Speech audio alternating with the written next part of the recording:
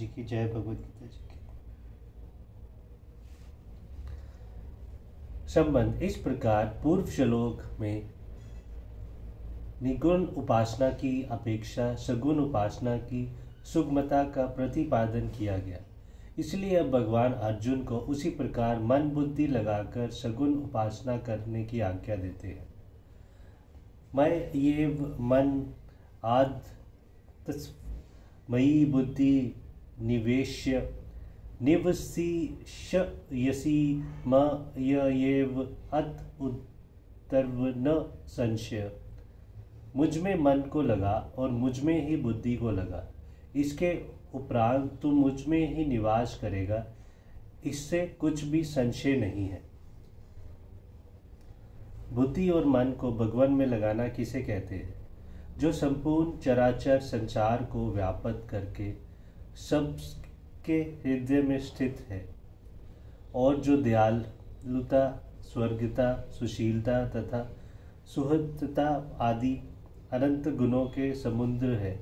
उन परम दिव्य, प्रेममय और आनंदमय, सर्वशक्तिमान, सर्वोत्तम, शरण लेने के योग्य परमेश्वर के गुण, प्रभाव और लीला के तत्व तथा रहस्यों की भली भांति समझकर उनका सदा सर्वदा और स्वर्थ अटल निश्चय रखना, यही बुद्धि को भगवान में लगाना है तथा इस प्रकार अपने परम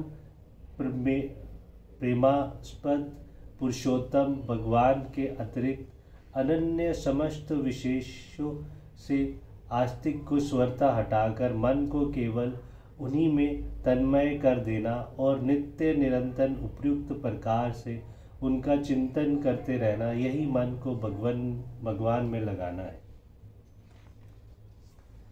इस प्रकार जो अपने मन बुद्धि को भगवान में लगा देता है वह शीघ्र ही भगवान को प्राप्त हो जाता है।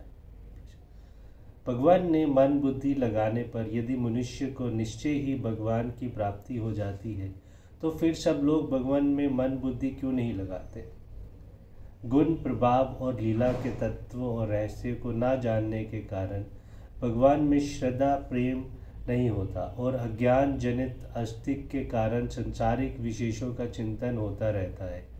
संसार में अधिकांश लोगों की यही स्थिति है, इसी से सब लोग भगवान में मन बुद्धि नहीं लगाते। जय श्री कृष्ण जी की।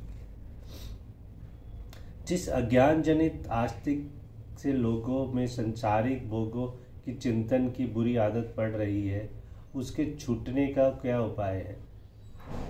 भगवान के गुण, प्रभाव और लीला के तत्व और रहस्यों को जानने और मानने से ये आदत छूट सकती है। भगवान के गुण, प्रभाव, लीला के तत्व और रहस्य का ज्ञान कैसे हो सकता है?